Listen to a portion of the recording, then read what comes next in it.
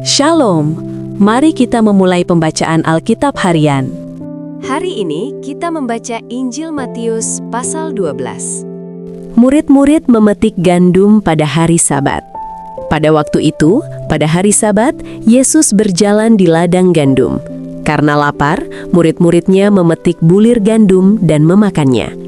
Melihat itu, berkatalah orang-orang Farisi kepadanya, "Lihatlah, murid-muridmu berbuat sesuatu yang tidak diperbolehkan pada hari Sabat." Tetapi jawab Yesus kepada mereka, "Tidakkah kamu baca apa yang dilakukan Daud ketika ia dan mereka yang mengikutinya lapar? Bagaimana ia masuk ke dalam rumah Allah dan bagaimana mereka makan roti sajian yang tidak boleh dimakan baik olehnya maupun oleh mereka yang mengikutinya, kecuali oleh imam-imam? Atau, tidakkah kamu baca dalam kitab Taurat bahwa pada hari-hari Sabat, imam-imam melanggar hukum Sabat di dalam bait Allah, namun tidak bersalah? Aku berkata kepadamu, di sini ada yang melebihi bait Allah. Jika memang kamu mengerti maksud firman ini, yang ku kehendaki ialah belas kasihan dan bukan persembahan, tentu kamu tidak menghukum orang yang tidak bersalah. Karena Anak Manusia adalah Tuhan atas hari Sabat." Yesus menyembuhkan orang pada hari Sabat. Setelah pergi dari sana, Yesus masuk ke rumah ibadat mereka. Di situ ada seorang yang mati sebelah tangannya. Mereka bertanya kepadanya, "Bolehkah menyembuhkan orang pada hari Sabat?" Maksud mereka ialah supaya dapat mempersalahkan dia. Tetapi Yesus berkata kepada mereka, "Jika seorang dari antara kamu mempunyai seekor domba, dan domba itu terjatuh ke dalam lubang pada hari Sabat, tidakkah ia akan menangkapnya dan mengeluarkannya? Bukankah manusia jauh lebih berharga daripada domba? Karena itu boleh berbuat baik pada hari Sabat." Lalu kata Yesus kepada orang itu, "Ulurkanlah tanganmu." Dan ia mengulurkannya, maka pulihlah tangannya itu dan menjadi sehat seperti tangannya yang lain. Lalu keluarlah orang-orang Farisi itu dan bersekongkol untuk membunuh dia. Yesus hamba Tuhan. Tetapi Yesus mengetahui maksud mereka, lalu menyingkir dari sana. Banyak orang mengikuti Yesus dan ia menyembuhkan mereka semuanya.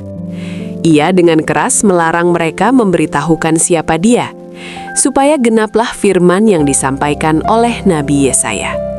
"Lihatlah, itu hambaku yang kupilih, yang kukasihi, yang kepadanya jiwaku berkenan. Aku akan menaruh rohku ke atasnya, dan ia akan memaklumkan hukum kepada bangsa-bangsa. Ia tidak akan berbantah dan tidak akan berteriak, dan orang tidak akan mendengar suaranya di jalan-jalan. Bulu yang patah terkulai tidak akan diputuskannya, dan sumbu yang pudar nyalanya tidak akan dipadamkannya, sampai ia menjadikan hukum itu menang. Dan padanyalah bangsa-bangsa akan berharap." Yesus dan Beelzebul. Kemudian dibawalah kepada Yesus seorang yang kerasukan setan. Orang itu buta dan bisu. Lalu Yesus menyembuhkannya, sehingga si bisu itu berkata-kata dan melihat. Maka takjublah sekalian orang banyak itu. Katanya, "Ia ini agaknya anak Daud."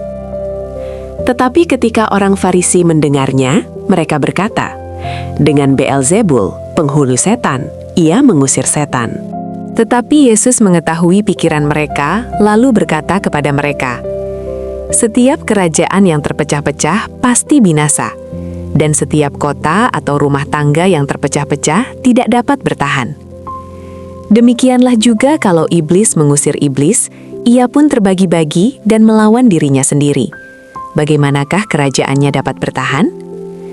Jadi jika aku mengusir setan dengan kuasa Beelzebul, dengan kuasa siapakah pengikut-pengikutmu mengusirnya? Sebab itu merekalah yang akan menjadi hakimu. Tetapi jika aku mengusir setan dengan kuasa Roh Allah, maka sesungguhnya kerajaan Allah sudah datang kepadamu. Atau, bagaimanakah orang dapat memasuki rumah seorang yang kuat dan merampas harta bendanya apabila tidak diikatnya dahulu orang kuat itu? Sesudah diikatnya, barulah dapat ia merampok rumah itu. Siapa tidak bersama aku, ia melawan aku.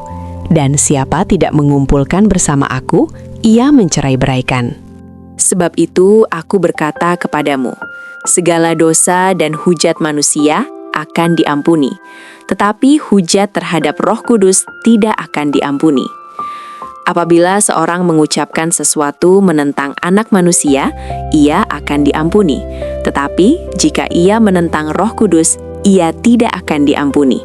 Di dunia ini tidak, dan di dunia yang akan datang pun tidak.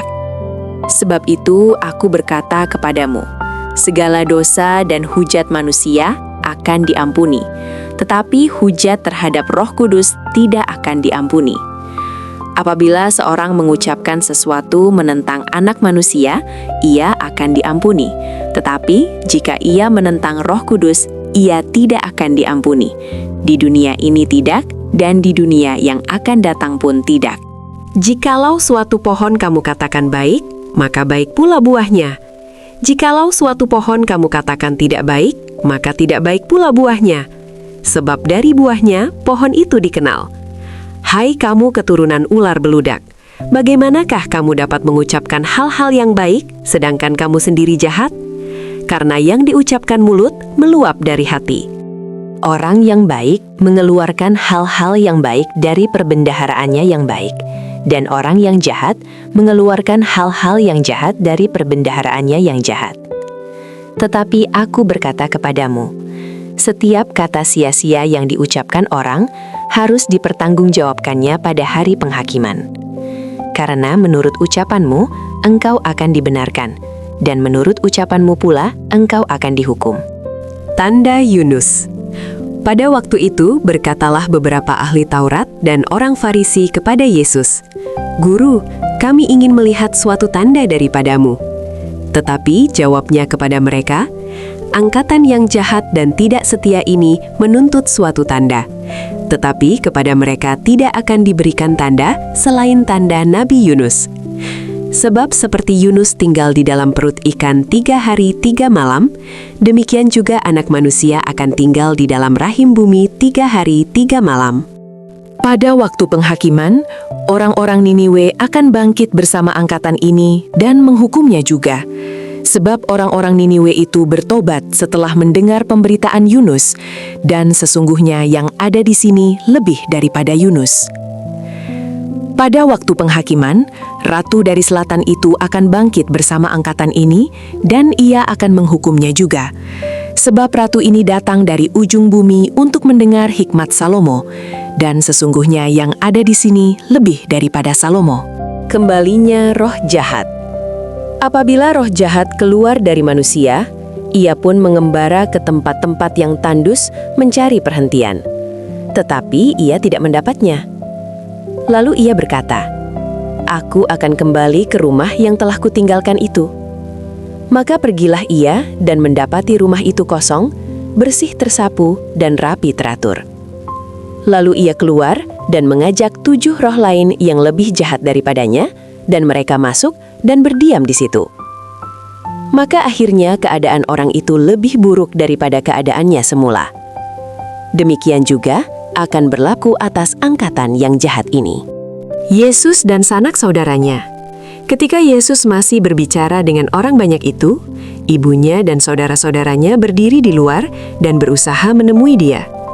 Maka seorang berkata kepadanya, "Lihatlah, ibumu dan saudara-saudaramu ada di luar dan berusaha menemui engkau." Tetapi jawab Yesus kepada orang yang menyampaikan berita itu kepadanya, "Siapa ibuku dan siapa saudara-saudaraku?" Lalu katanya, sambil menunjuk ke arah murid-muridnya, "Ini ibuku dan saudara-saudaraku. Sebab siapapun yang melakukan kehendak Bapa-Ku di sorga, dialah saudaraku laki-laki, dialah saudaraku perempuan, dialah ibuku." Terima kasih Tuhan Yesus untuk firman-Mu hari ini. Tolong kami menyimpan firman-Mu di dalam hati dan mempraktikannya dalam hidup kami. Di dalam nama Tuhan Yesus kami berdoa.